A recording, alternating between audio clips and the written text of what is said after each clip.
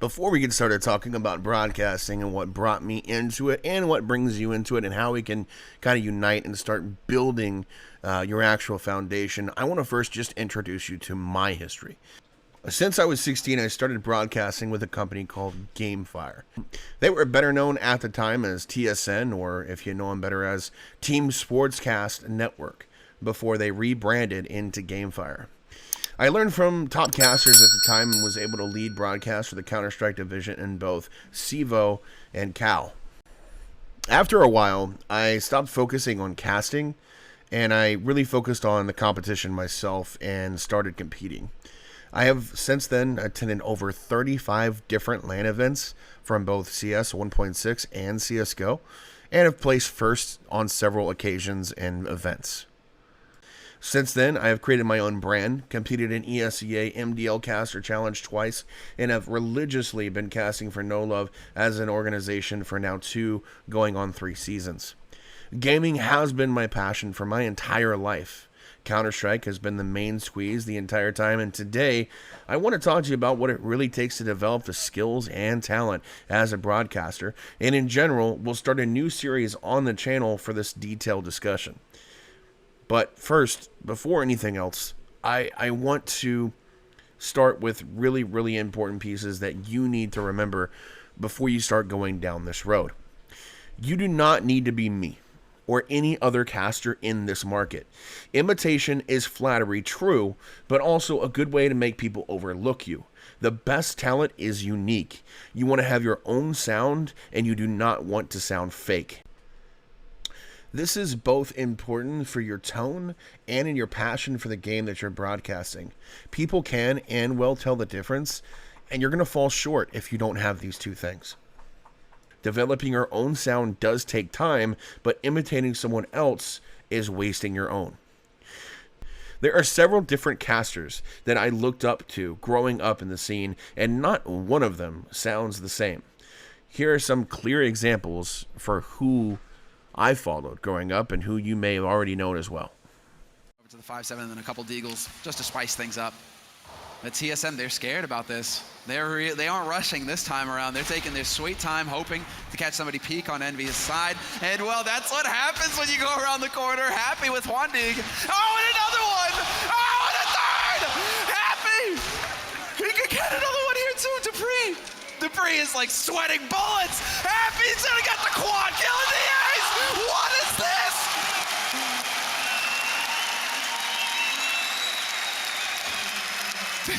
Get in here. Fallen though, whiffing a shot. There's the second though. And now again, as we've seen so many times before, it's down to Hiko, but against 4, is it really possible? We do have a few players quite tagged up here from Luminosity, so Hiko definitely not going down without a fight. Oh wow, there's the first fast frag. Hiko gets a double. There's still 2 players left. They got no health on them. 13 and 3. Hiko creeping around the site now. There's still time. Oh my goodness, how does he do this? How does Hiko do it again? The AWP now, and the desperate play into B comes in. Smokes. You see double smokes in the same place there. Simple just jumping casually into the site. He's going to fall down again. What is this clutch from Simple? Are you serious? What is that? You can't do that, Simple. That's not allowed. As an assassin, this guy is absolutely unbelievable. He's the X Factor for Team Liquid. There is no question. I have no words. I have no words. Fnatic did everything they could. Everything they could in that round. It looked like it was completely a shut book. Dennis found a way to open the book back up. But Simple, I don't know, man. If he just comes in with that, there's nothing. It was a no-scope. He didn't even. We had one button on his mouse stand. He had one button. Pentagram from Poland have kept NIP at arm's length. Here comes 1, 2, 3. This is sensational! As Lobby and Taz combine to decimate the incoming Swedes. It's all on Wally. Taz still lives, but only by the skin of his teeth. And Wally now sits on the verge of having to go 1 versus 5. He's done that already. He's made it 1-on-4. He's downed Neo there without much of a reply. Gonna make his way forward. Takes a second one. Surely he can't do this, Wally. He comes out worse for wear in the end. Neo gone. Guardian wraps back around. Then it's gonna be Bialy down in the end to just Snacks. Does find one. Oh, no. Let's not leave him out of this. The Big Apple and Snacks is hungry. He's got 1 kill already on the USP. Low HP as well on Guardian and Flamey. He's trying to bait them out, trying to get them into one-on-ones as he dances back and forth between the box. What a shot on Simple! Oh, Guardian, bye-bye! And it's on to Flamey. He's tapped it. Flamey's got a big... What in God's name is that from Stacks? Unbelievable! I've never seen anything like it. What the hell was that? So for myself personally, my absolute favorite all-time caster, one I look up to, the one that I wanted to interact with the most, was of course the one that I watched growing up, which for me was Corey Dunn. And you'll see here one of the most famous rounds that he's probably ever casted was the Spawn attempt at ninja defusing. And still to this day, like 14 years later, I still swear that Spawn actually managed to defuse this bomb. But every time I watch the clip back, I'm surprised that it's not actually defused, because this became the cornerstone for what ninja defuses meant to the Counter-Strike community. And it was unsuccessful. And that just goes to tell you, as far as broadcasting is concerned, your name will be associated with the famous rounds that these players create, and the game itself just magically produces. Granted, there's a lot of other titles out there besides just Counter-Strike. I'm not going to tell you what game to pick, or what even, maybe not even esports, right? Maybe you're clicking on this video because you're not just following esports, you're thinking broadcasting in general, which everything I'm going to tell you and share with you in this series is going to be relevant for other broadcasting groups. It's not just esports. This just happens to be my passion. But video games, sports, anything that adds that human element to competition, it creates these magical moments that stick in our head for life.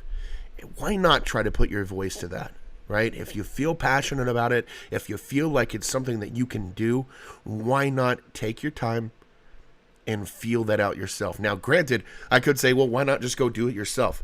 But unfortunately, as I know very well, and as I'm sure many of you know very well, it takes a certain level of player to do that, just as it takes a certain level of person to be a broadcaster. So it's not for everybody. All right, so I didn't really mention this earlier, but that is my first point that I want to make to you guys so far in this series of videos that we're going to create. We're going to talk about this on a week-to-week basis moving forward. But my first lesson I want to impart on to you is what I've already been talking about for the last several minutes, which is be your own person. There's nothing wrong with listening to feedback. There's nothing wrong with listening to people in regards to how you cast and what you can do and where you can improve. But do not be someone that you are not. Don't change your voice. Don't change your attitude. Be who you are, or you will not make it. That's number one. Okay? Take that to heart, guys. That's one of the most important ones for a reason. The second thing I want you to do, and this is regardless if it's esports or any other broadcast, just like I've said before, I need you to take your favorite game and practice every moment that you get in a broadcasting stance. Now, what that doesn't mean is I don't want you to have to sit there and record videos and go into broadcasts and constantly do casting and casting and casting. While that will help, what I mean is, what's to stop you from just playing a casual game and putting your voice to it? Right? I used to do this all the time as a kid. I would play in a pub or in a pub with friends and family and whatever, right? And I would voice over what was happening as I was watching it happen. And if you don't feel, good about doing it right away, you don't have to do it, loudly. You can do it to yourself. You can do it in a demo sense where you're watching things take back and go place. But the main reason you want to do this is because you want to practice your inflection in moments of intensity. You want to practice, kind of reading what's going to take place before it even happens. That's part of what makes a broadcaster great, right? Even if you take a step back and watch, like again, football as a reference, you watch Tony Romo, who's been one of the fastest broadcasters that you've ever seen kind of gain popularity. The reason he's popular isn't because he's got a great voice. It's because he's got a great mind. He knows what's happening in the game before you as a viewer know what's happening. And that's how you can be when it comes to your game of choice, right? And it's not how you need to be. I mean, I've got people that just do color, commenting because they're not that great at round to round. So just because you're not great at round to round, maybe you don't know what's progressing. Maybe you're not the guy that's super inflectious, that can deliver that note, that can do what needs to be done. They're still round by round guys for a reason. Those guys are incredibly gifted at breaking down the round for the regular person, as well as for the more brainy people.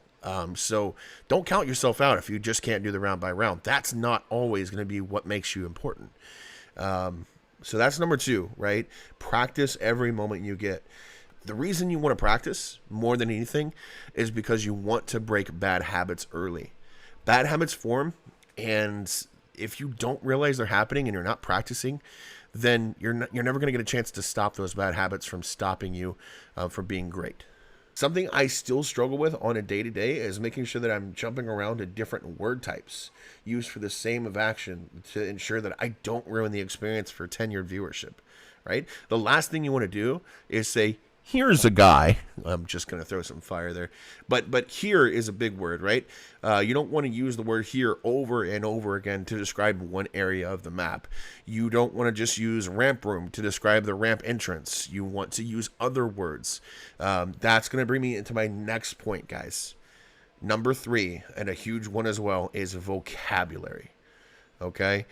No matter what type of feedback I've ever received when it comes to broadcasting, the best feedback I've ever received is you need to work on your vocabulary. This is even more true while I work on these YouTube videos because I go back and I listen to the audio and I edit a little bit for you guys. But what you'll notice is that you'll notice a lot less of me kind of skipping around and all that. This is mainly me completing this in one fell swoop, and that's because I no longer do things like and you don't hear that in what's happening. There's very rare moments where you'll see that happen for me because that's something that I've worked on so hard to avoid doing, and it can really detract from the experience as a viewer. Not only that, there's other words of choice, right? You've got to consider, just saying one person killed one person. That's not a great experience. Gets a headshot onto here, delivers a killing blow, things like that. You want to consider different phrases for describing the same thing. That way you can still make the game exciting as you're broadcasting it round by round. If you just simply say the same things over and over again, you're still not delivering an experience that's worth enjoying. All right, again, everybody, thank you so much for watching the video. I want you to remember, this is just the start, okay? This is the tip of the iceberg of our story together today, all right? The reason I say that is because the 3 things that I want you to focus on that we listed and outlined here are just for you to start on your journey. Each week, I'm going to release more detailed information on how these points and others has helped me grow and develop and are going to continue to help you grow and develop your skill set. I'm going to have specific instances and share with you my own personal videos of highs and lows from my past, and we will give myself feedback for those as well. I am my worst critic, and I have tons of content to share with you where I can show you here's what not to do and here's what to do, all in one setup.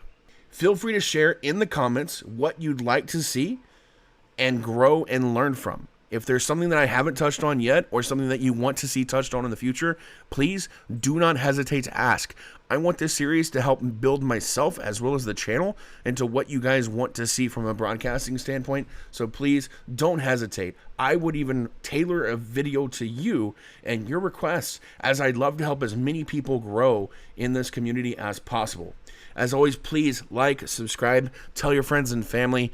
I'm doing this for not only myself, but also for you guys, and I just hope that we can grow together and really develop this into a running community. So, as always, thank you guys so much. Be safe, and we'll see you later.